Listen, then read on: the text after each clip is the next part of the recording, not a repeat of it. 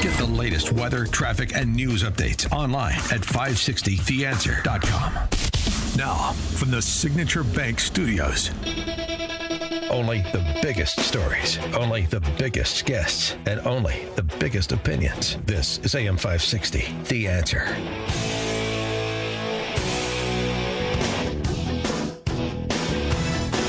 Top of the morning, Dan Proft here. Last hour we got a legal perspective on the latest information surrounding the Russiagate reckoning.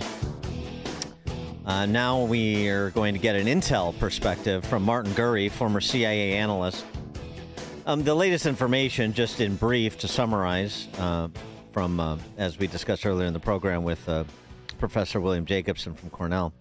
One, Kash Patel saying that, reporting that the classified annex to the Durham report was found in a quote-unquote burn bag in a secret room at FBI.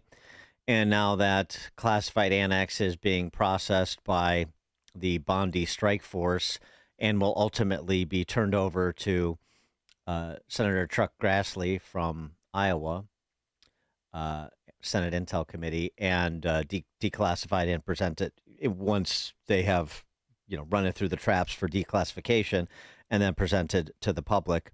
And an unnamed source telling Fox News they expect what the annex will show is just further corroboration that this was a purposeful effort inside the government under President Obama to further Hillary Clinton's electoral chances by knowingly, falsely sliming Trump as a Putin agent.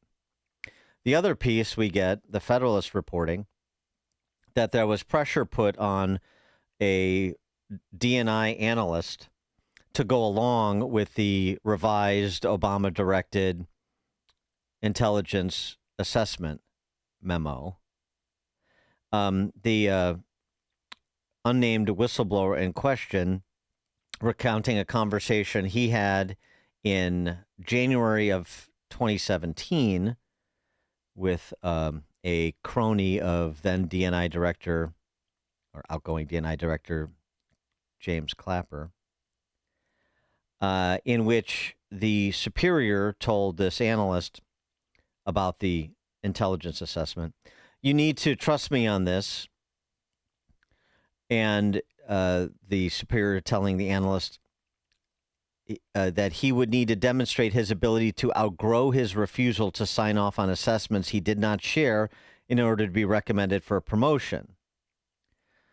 The analyst remained firm, according to the notes, which led his exasperated superior to reply, "I need you to say you agree with these judgments so that DIA will go along with them."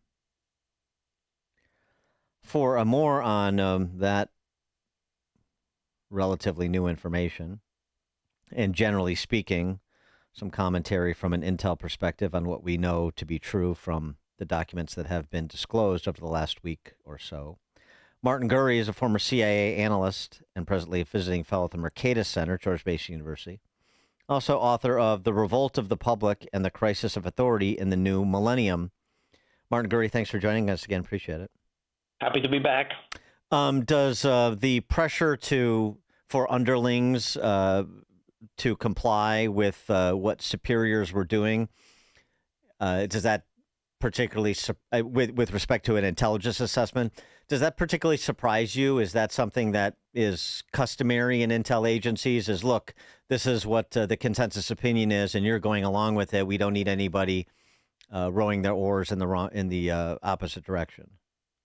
Well, there was always in the intelligence community a kind of a Soviet attitude that you had to come up with a joint political line about whatever the analysis was. But that kind of pressure is shocking to me. It's shocking. There was a line of bureaucratic sort of consensus building that always went on. This was pretty naked political crushing pressure. Threatening a promotion. I mean, somebody tells you that it's essentially blackmail, right? You being threatened. So I had never heard of that.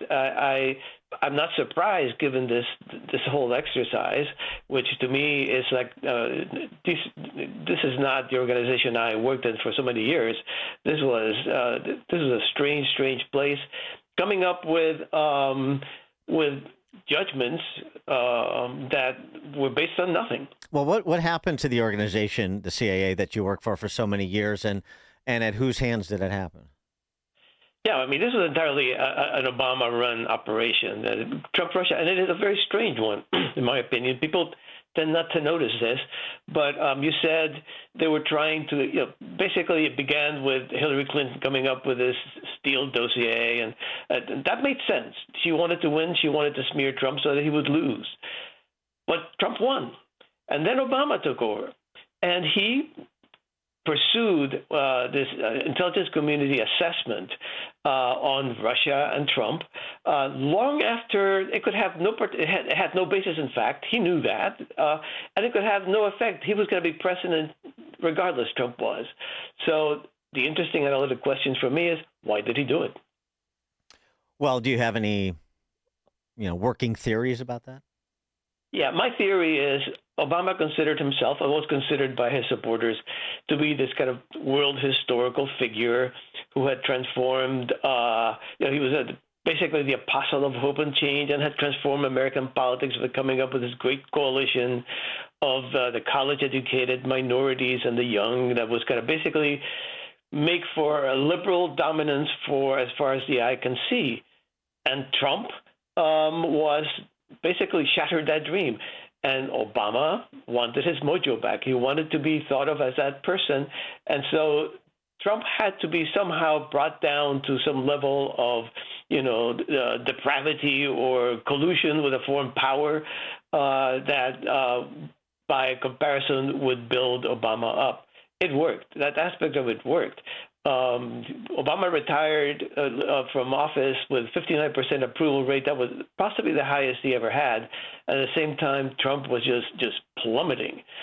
But in the end, like I said, everything that was concocted was based on nothing. There was a moment where that was going to be found out.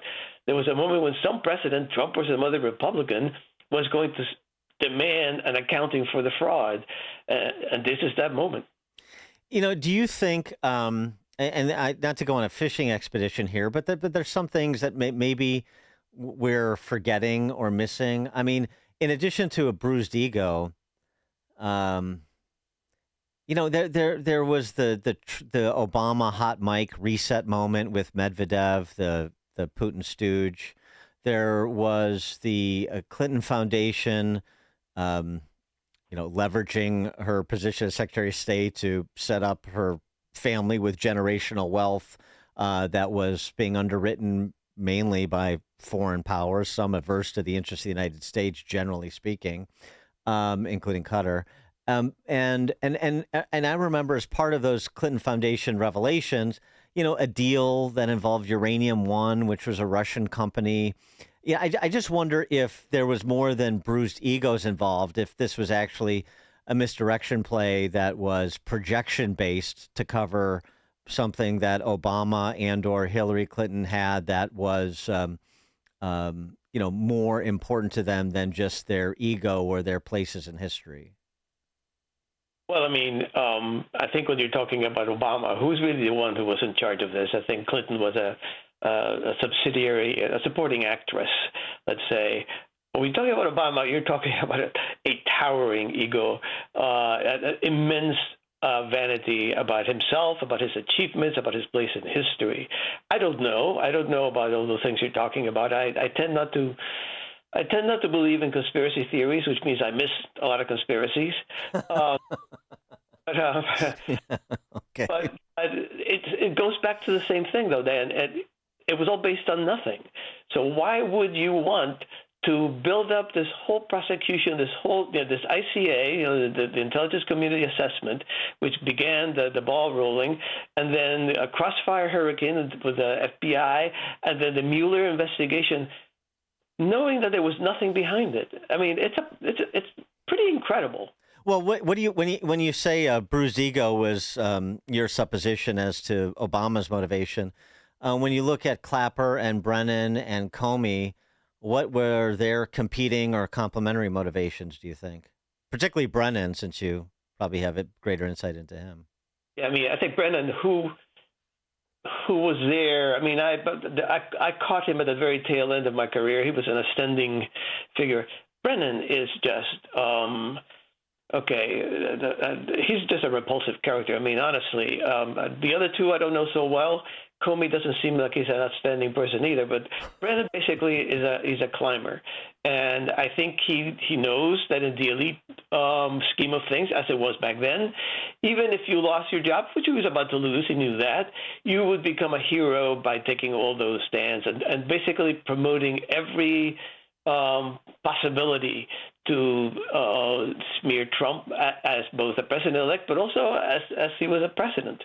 So I think there's an elite world that existed that is now crumbling around us, by the way, but at that point looked indestructible. And if you lost your job at CIA, somebody was going to offer you some position that was going to make as good money. You could write your books, and some publisher was going to give you a lot of money for that. You could be in CNN. You could be a hero at the end of the day by taking the stand that he took. Are you surprised that there are Brennan notes that have been revealed that contradict Brennan's testimony under oath? I mean, it sort of puts him in a bad position, especially for a perjury rap or worse. And, wouldn't somebody who is a CIA director cover his tracks? I mean, the stupidity of some of these people is astounding to me and concerning, honestly. These people were in charge of a very important function in the protection and security of our country. And honestly, I'll just say that. I mean, they're not stupid in the sense of, they're obviously very clever, conniving actors. They're very Machiavellian. They're clever that way. But when it comes to basic reality, and starting with attacking Trump on something they knew was not true, and that would come out as not true, I don't think they're very smart. And they're just so arrogant that they didn't have any concern about a paper trail because they think they're untouchable. I think that's exactly right. I think there's an immense amount of arrogance. It's a tight little club, and we all cover for each other. And the idea that what is happening now, where, like I said, this whole elite structure is the temple is being brought down, never entered their minds. Yeah, I mean, it could be Shakespearean levels of arrogance. I mean, that certainly could explain it. Occam's razor kind of thing. Martin Gurri, former CIA analyst, presently visiting fellow Mercatus Center of George Mason University, author of The Revolt of the Public and the Crisis of Authority in the New Millennium. Martin Gurri, thanks for joining us again. Appreciate it. Happy to be here. And he joined us in the Turnkey.pro answer line. Before you see it on TV, share it on Facebook, or read about it in the paper. Hear it here first. This is Chicago's Morning Answer on AM 560. The Answer. So, what'd you call me over here to see, buddy? Well, wait till you